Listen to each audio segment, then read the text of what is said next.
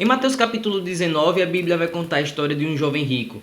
E nos chama a atenção uma frase dita por Jesus ao final de todo esse diálogo com o jovem rico e com os seus discípulos.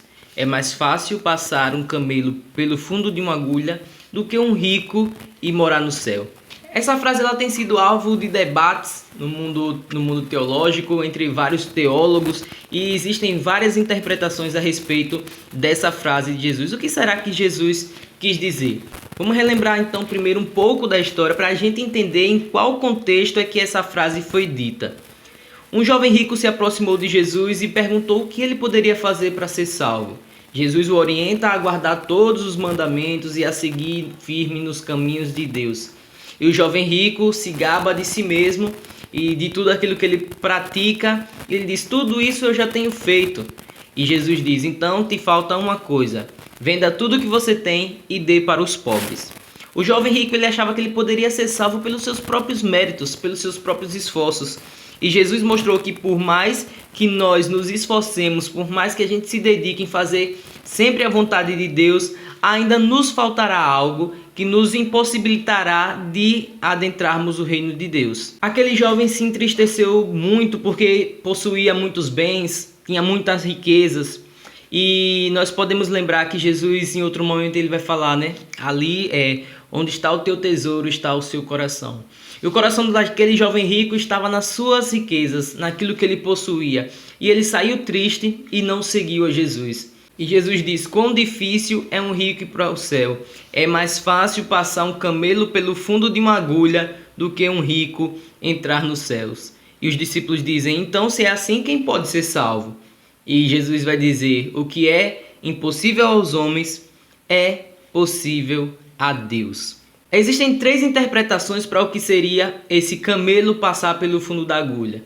A primeira delas é de que havia ocorrido um erro de tradução e, na verdade, a palavra do grego que tinha lá para camelo seria camilos, que quer dizer corda. Então, Jesus estaria dizendo, é mais fácil passar uma corda pelo fundo de uma agulha do que um rico ir para o céu. Uma outra interpretação é que Jerusalém ele era cercado por um muro, por uma muralha, e nessa muralha existiam algumas portas. Algumas delas pequenas, estreitas, onde as mulas passavam tranquilamente. Mas se um camelo fosse passar por lá, ele teria que se ajoelhar e passar de joelhos por causa do seu tamanho.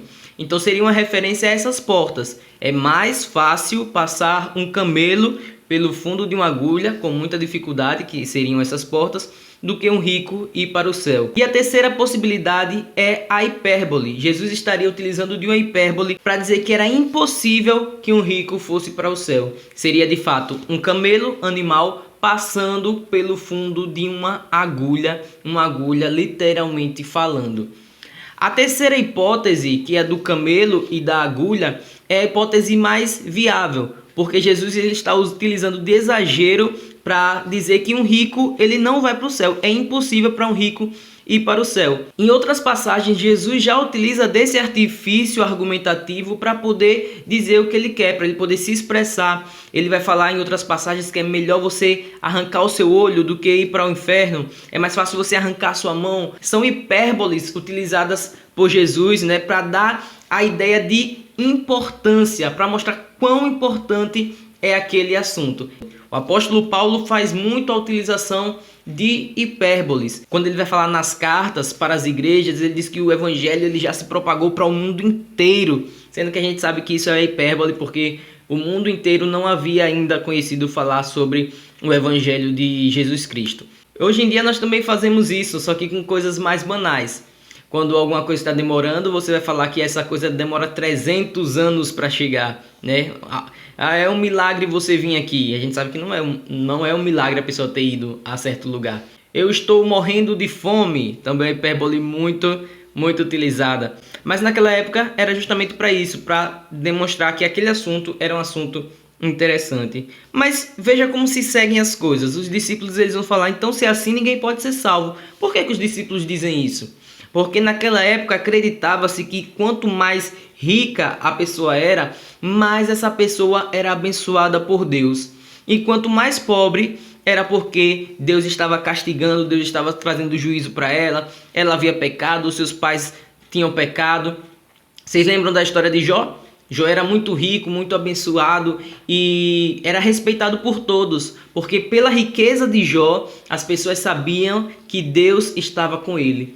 Mas a partir do momento em que Jó fica doente, que Jó perde tudo, perde todos os seus bens, logo os seus amigos que deveria aconselhá-lo, deveria animá-lo, vai dizer que Jó pecou contra Deus. Porque como aconteceria tamanha desgraça na vida de um homem se ele não tivesse pecado contra Deus?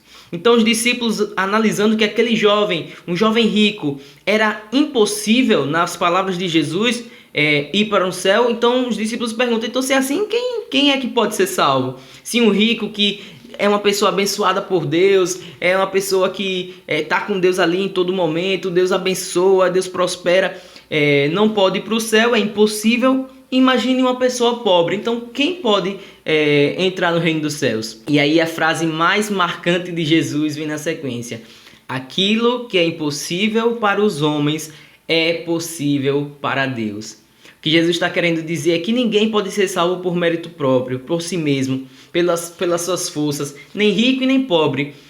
Olhando pela perspectiva humana, é impossível qualquer pessoa ir para o céu. Por muito boa que ela seja, por mais amiga que ela seja, por mais caridosa, por mais bondosa que seja, é impossível que essa pessoa ela vá para o céu por conta própria. Mas aquilo que é impossível para ela é possível para Deus. É portanto que digo que a nossa salvação ela é assegurada exclusivamente por Deus, exclusivamente por Cristo. Não existe mérito algum humano na salvação. Não é porque você faz muito, ou porque você faz pouco, ou porque você faz de forma perfeita. Não é nada disso que te leva à salvação. Mas a sua salvação ela é encaminhada pelo próprio Deus e assegurada pelo próprio Deus. Aquilo que é impossível para você é possível para Deus e é Ele quem te dá a salvação. A Bíblia vai dizer que estávamos mortos em nossos delitos e pecados, quando Cristo nos deu vida. Fomos ressuscitados. Qual a participação de um morto em sua ressuscitação? Nenhuma.